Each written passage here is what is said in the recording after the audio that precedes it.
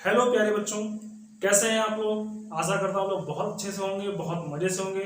पिछली वीडियो में हम लोगों ने कक्षा 10 की विज्ञान में भौतिक और रासायनिक परिवर्तन जो कि पदार्थ का है पढ़ा था।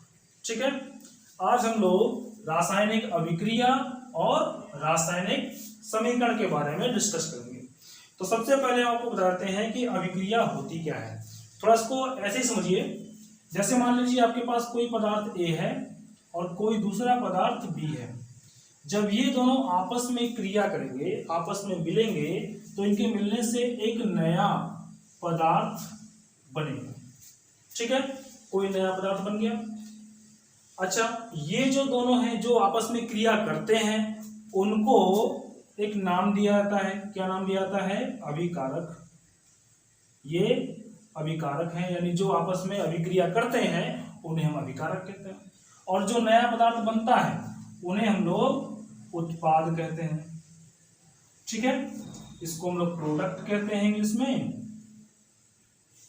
और इसको रिएक्टेंट कहते हैं। ठीक, अभिक्रिया के दौरान एक चीज और घटित होती है। क्या? कि अभिकारकों के जितने भी भौतिक और रासायनिक गुण होते हैं वे सारे उत्पाद के भौतिक और रासायनिक गुण से पूरी तरीके से अलग अलग होते हैं। ठीक है ना। तो अगर हम यहाँ परिभाषा दें रासायनिक अभिक्रिया की, तो क्या देंगे?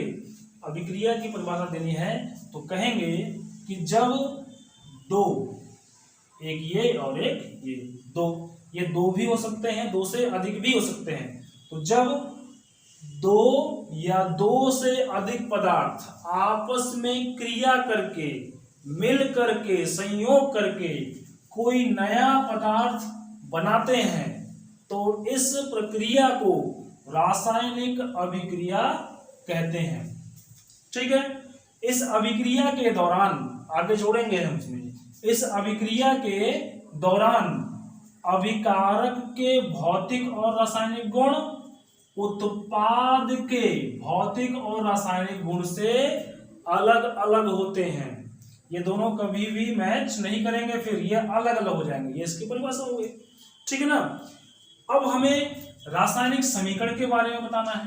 रासायनिक समीकरण के बारे में बताना है तो भाई देखो, मान लीजिए हमारे पास कोई अभिकारक है, दो अभिकारक हैं जिनको हमने ए और बी के रूप में लिखा, यानी ए और बी से लिखा है, रिप्रेजेंट किया है, प्रदर्शित किया है इससे। ठीक है, और जो उत्पाद बना है उसको हमने ए बी से। क्लियर।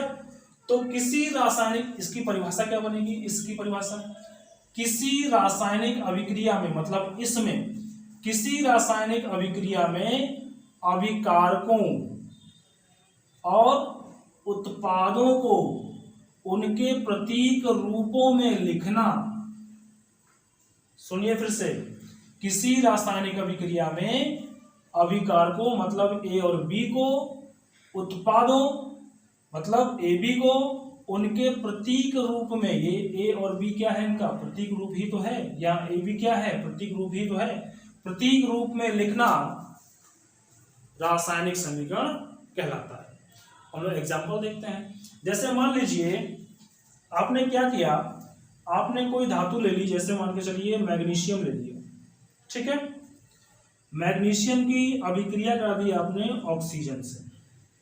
ठीक, ऑक्सीजन से अभिक्रिया कराने के बाद आपने देखा कि यहाँ MgO बन रहा है। क्या बन रहा है? MgO बन रहा है। ये क्या है? ये है मैग्नीशियम, मैग्नीशियम है ये। ठीक, ये क्या है? ये ऑक्सीजन है। ये क्या है? ये मैग्नीशियम ऑक्साइड है,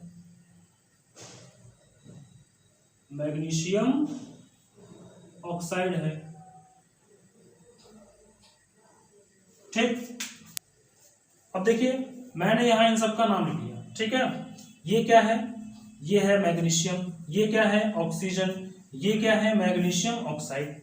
क्लियर।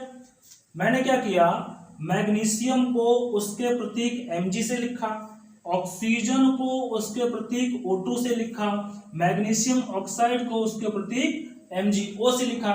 तो परिभाषा ये तो बनेगी, क्या बनेगी कि किसी रासायनिक अभिक्रिया में भाग लेने वाले, कौन भाग ले रहे हैं, ये दोनों भाग ले रहे हैं ना, भाग लेने वाले ये होते कौन है, अभिकारक, भाग लेने वाले अभिकारकों, ये अभिकारक हैं, तथा बना कौन, ये MgO, तथा बनने वाले मैग्नीशियम ऑक्साइड को उनके प्रतीक के रूप में लिखना रासायनिक समीकरण कहलाता है।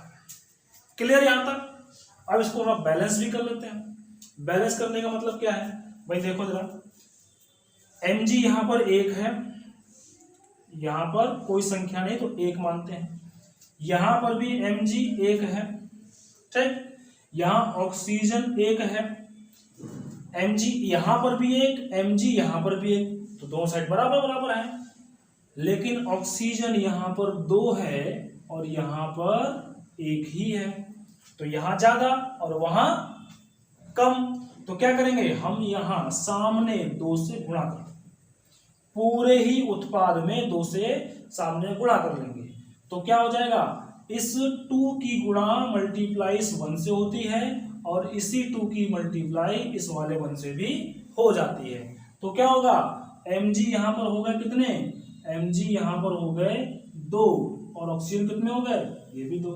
तो ऑक्सीजन तो बराबर हो गया भाई, देखो यहां पर 2 और यहां पर 2 बराबर हो गया, लेकिन मैग्नीशियम यहां पर 2 है और यहां पर 1, तो इसलिए हम यहां पर भी क्या करेंगे, 2 से गुणा कर लेंगे। अगली वीडियो में हम रासायनिक समीकरण को बैलेंस यानी संतुलित करना सीखेंगे और बहुत मजेदार ट्रिक्स दूंगा आपको मैं, उससे कभी आप भूलेंगे भी नहीं। तो अगर आपको मेरी वीडियो पसंद आई है तो प्लीज़ इसको लाइक करिए, शेयर करिए, सब्सक्राइब करिए और बेल आइकन दबा दीजिए, कमेंट भी करिए।